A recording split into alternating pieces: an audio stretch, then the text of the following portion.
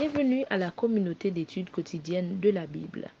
C'est un plaisir pour moi d'être encore avec vous aujourd'hui dans le cadre de notre rubrique d'études de la leçon d'école du sabbat. Du fond du cœur, nous vous remercions d'être toujours ponctuels à notre écoute et de partager régulièrement nos différents contenus avec vos proches. Sachez que la bénédiction sera très grande. Nous prions le Seigneur. Qu'il te plaise, ô notre Dieu, de nous assister par ton Saint-Esprit tandis que nous allons étudier ta parole. Nous te prions avec le pardon de nos péchés au nom de Jésus. Amen. Cette semaine, nous étudions la leçon 7 qui a pour titre « Motivé par l'espérance », verset à mémoriser. En ce jour, on dira « Voici, c'est notre Dieu en qui nous avons confiance et c'est lui qui nous sauve.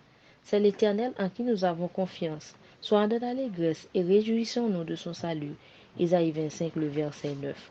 Aujourd'hui, mercredi 15 mai 2024, nous avons comme sous-titre les 2300 jours de Daniel 8, verset 14. D'abord, c'est quoi ce nombre? Quelle est sa signification? Pour répondre à cette question, référons-nous au chapitre 8 du livre de Daniel et faisons un peu d'histoire. Nous sommes en l'année 457, soit le 7e année du règne d'Artaxerxès, sous le royaume médo-perse, la date à laquelle le roi a promulgué le décret de la reconstruction du temple de Jérusalem. Daniel étant au service du royaume de Perse à cette date où il a eu une vision et son explication par l'ange Gabriel qui concerne les 2300 soirs et matins qui selon lui cette période le sanctuaire serait purifié. Il faut noter dans le cadre du sanctuaire que le sanctuaire terrestre, le type, est l'image du sanctuaire céleste qui est l'antitype. C'est-à-dire, de même qu'il y a un sanctuaire sur terre qui est le représentant du sanctuaire céleste, il y a aussi un sanctuaire dans le ciel, le véritable, selon Hébreux 9, verset 24. Dans l'Ancien Testament, la purification du sanctuaire était symbolisée par le jour des expiations dans le sanctuaire terrestre. Pendant cette journée, le peuple devrait prier, jeûner et sonder leur cœur afin de se libérer de tout leur fardeau et de tout leur péché. De même, le sanctuaire céleste nécessitait aussi de la purification, raison qu'il a été souillé par la rébellion de Satan. C'est pour cette raison que Jésus-Christ s'est fait agneau en offrant sa vie pour nous sauver. Et ensuite, il est monté au ciel en amenant son sang devant le Père et exerce maintenant son ministère de grand prêtre en notre faveur, aussi d'avocat pour le pardon de nos péchés. C'est de même aussi que le ministère de Jésus-Christ représente l'accomplissement de la purification au jour du grand pardon que Daniel décrit comme étant l'instruction du jugement qui précède le retour de Jésus-Christ. Ce jugement a commencé depuis 1844 dans le ciel, symbolisant le jour des expiations des Israélites dans l'Ancien Testament, ce qu'on appelle aussi le jugement investigatif.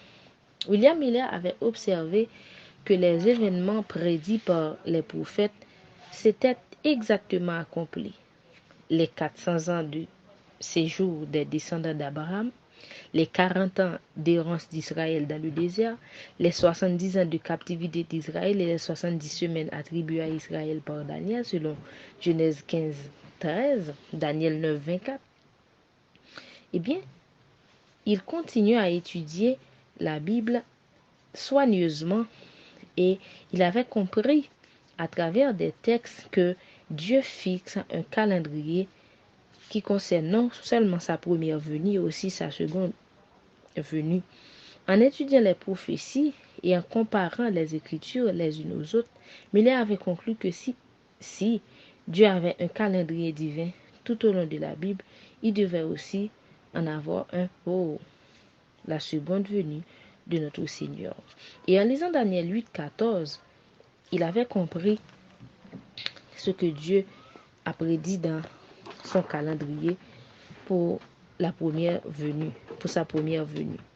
Dans Daniel 8, verset 14, il est dit, et il me dit, 2300 soirs et matins, puis le sanctuaire sera purifié. À la fin des 2300 soirs et matins ou 2300 jours prophétiques, eh bien, il devait y avoir la purification du sanctuaire. En étudiant soigneusement la Bible, Miller l'avait bien compris. Il avait accepté l'opinion populaire selon laquelle la purification du sanctuaire était la purification de la terre par le feu. Il étudia donc les Écritures avec diligence pour comprendre cet événement important. Il découvrit alors le lien entre Daniel 8 et Daniel 9. Dans Daniel 8, là j'avais reçu cet ordre.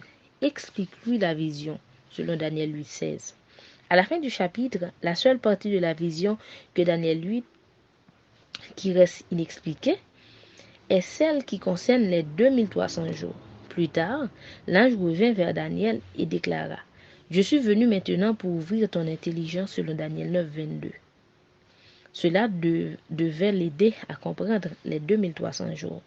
Nous savons cela parce que, après avoir donné à Daniel cet ordre, sois attentif à la parole et comprends la vision. Les premières paroles de l'ange furent: 70 semaines ont été fixées sur son peuple et sur ta ville sainte, selon Daniel 9, 24. Le mot traduit par fixé signifie littéralement couper. 70 semaines, soit 490 ans, devaient être retranchées. Mais de quoi? La vision des 2300 jours, évidemment, la seule partie de Daniel 8 que Daniel n'avait pas compris et que l'ange était venu expliquer. Et puisque le point de départ des 70 semaines était depuis le moment où la parole a annoncé que Jérusalem sera rebâtie jusqu'à loin, selon Daniel 9, 25, Miller savait que s'il connaissait cette date, il pouvait connaître le début des 70 semaines et la prophétie des 2300 jours. Et c'est ce qu'a fait Miller.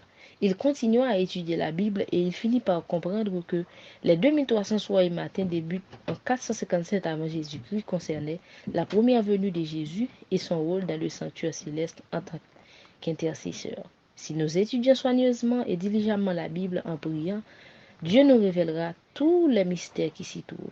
Il faut noter aussi tout ce qui concerne l'être humain, l'histoire du monde, se trouve expliqué dans la Bible et dans les prophéties.